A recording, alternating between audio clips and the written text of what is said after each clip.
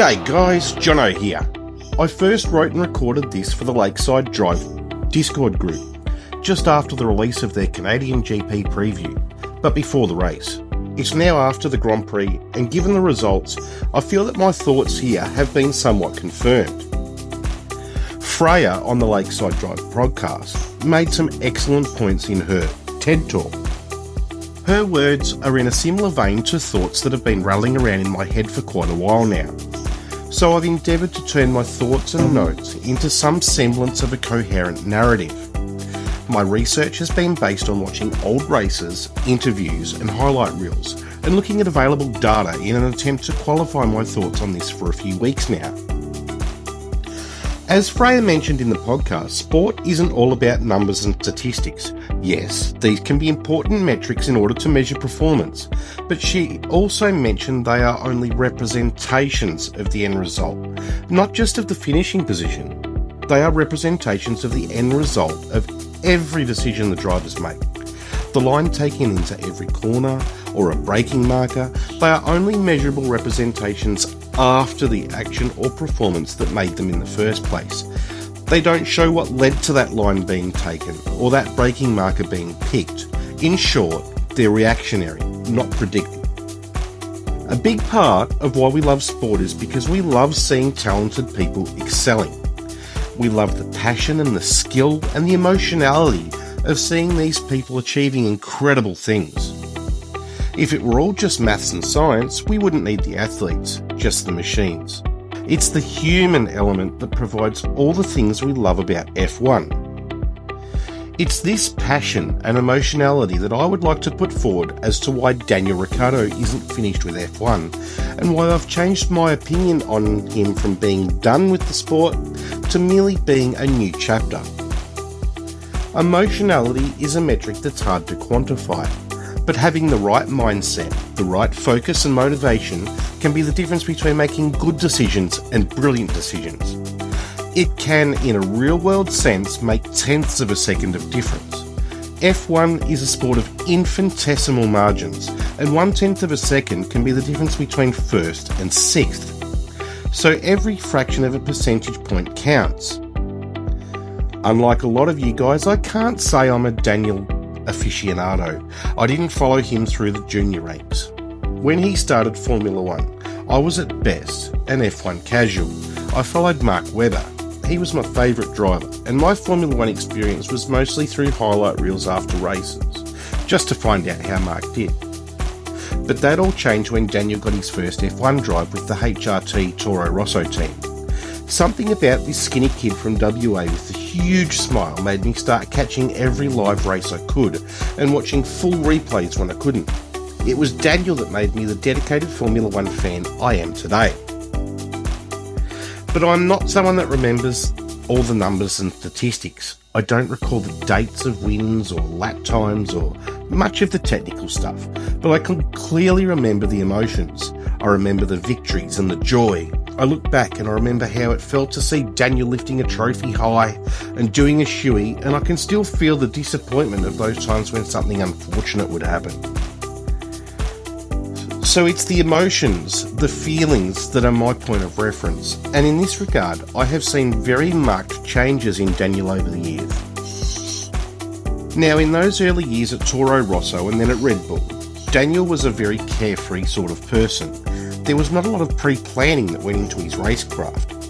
By that, I don't mean that he didn't have a plan, but it was more of a loose ideal, and his focus was more just to race anyone who was in his way and exploit any tiny opening wherever he found it. While he has and had a good technical understanding, he was definitely more of a seat-of-the-pants type of driver. In other words, a lot of his driving was by feel and instinct. Slowly, as he matured, he began to put more technical aspects into his racing. Now, this is fine, because he still drove on instinct. He just now had a greater understanding of why and how things happened. This change was due to natural maturity that comes with age, but also at this time the competition was getting tougher due to rule changes and new younger drivers, and he was looking for another edge. Unfortunately for Daniel, the more he concentrated on the technical, the further he was distancing himself from the feel and the instinct, the very basis of his natural talent and raw speed.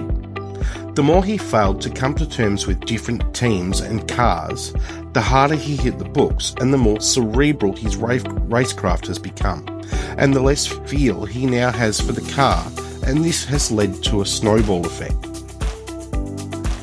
He's lost his carefree, just send it attitude. He's overthinking everything now, and he's pre-planning everything in an effort to try and understand why it's not happening for him. His understanding of physics has told him, for example, in a certain breaking point, that it was now impossible to be able to pull the car up.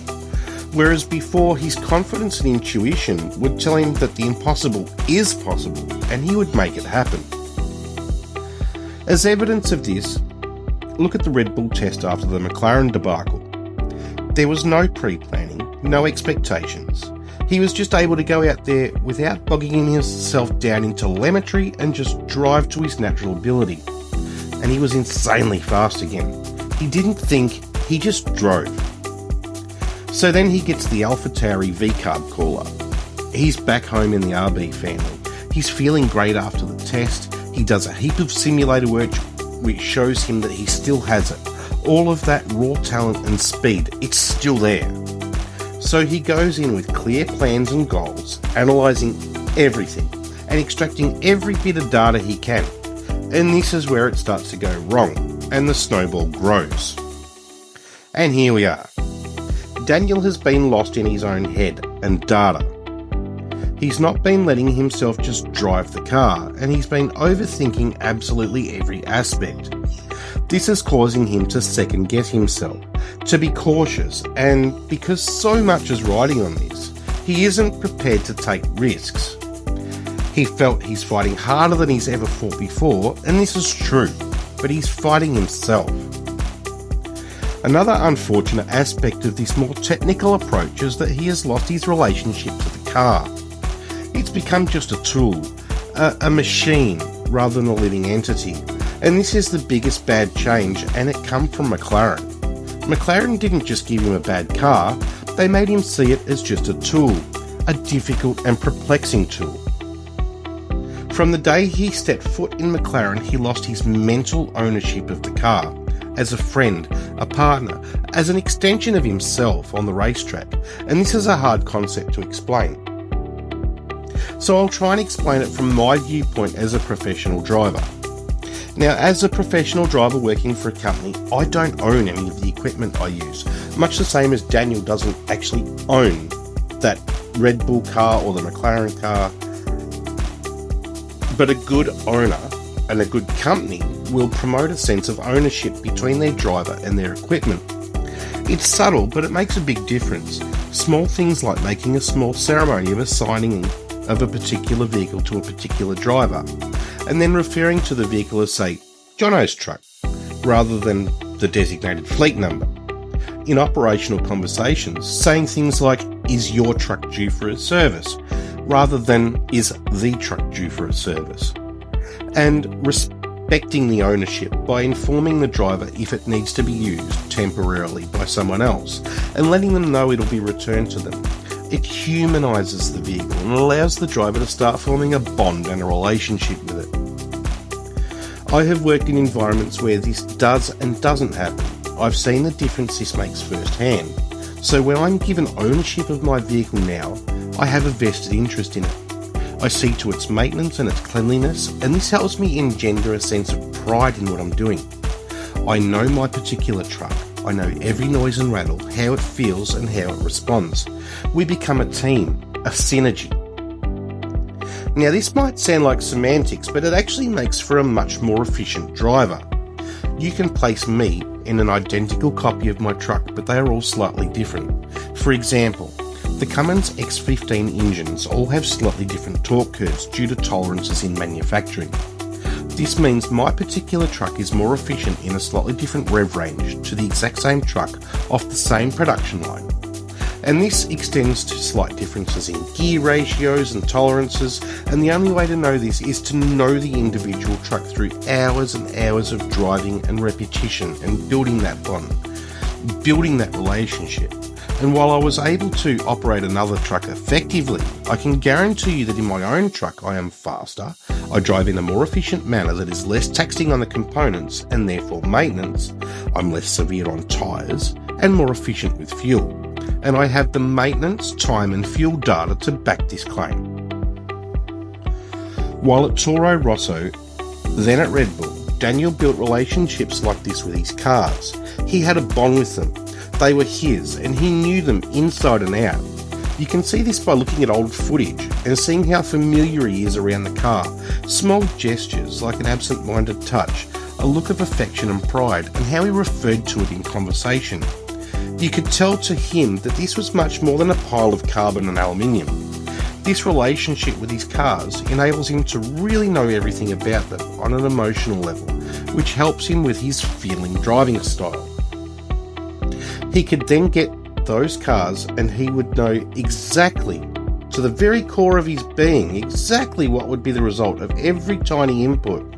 He would know to within infinitesimal percentages the extreme limits of what that car and he could do, because he cared about it. It was his. That number 3 on the car wasn't just a decal as far as he was concerned, it's part of the very DNA of the machine. Even at Renault, he formed a relationship with that car, even though it was a less capable machine. But that changed when he went to McLaren. Ever since his time there, that number 3 is purely a decal. The car is just a machine that he's been given and he's trying to understand, but he has no real connection to. And this is continued over to VCarb, because that car is a stopgap. It isn't his car mentally, it's a placeholder for the car he wants to be in. And you don't build an affinity with the bus that takes you to work. Daniel can't build an affinity for the machine that is only a means to get him to where he wants to be. Therefore, he's not getting the most out of it. His lines may be perfect, his reasoning sound, but the speed just isn't there. Every once in a while, he'll have what he calls a good day, or the car and I just clicked. This is because his natural state, his feel for driving is still there, and it sometimes shines through, trying to get past the data, logic and science. And that's why I believe, with the right mindset, the new Perez deal can actually work in Daniel's advantage, because he can finally look at that RB and see it as his. He can start to build an affinity for it and start to push it to its limits, and this will enable him to start using his innate talents and raw ability.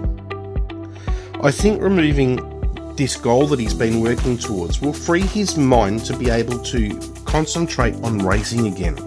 He'll be able to get out of his head and back into the cockpit. Once he's free to feel again, he will position himself to take advantage of any unexpected circumstances that can often happen in the driver market. We all know how crazy it can get. Danny's results this weekend showed what he can do when he takes ownership of not just the car, but of his position in the team. He led and inspired the whole team, and for those in tune with these things, for the first time in a long time, he showed a growing sense of familiarity and affection for the car. Now that he has accepted his current team and car, he can revive that carefree, open style again. And we can see the old Daniel return, and there's not a team on the planet that wouldn't want the old Daniel in their car.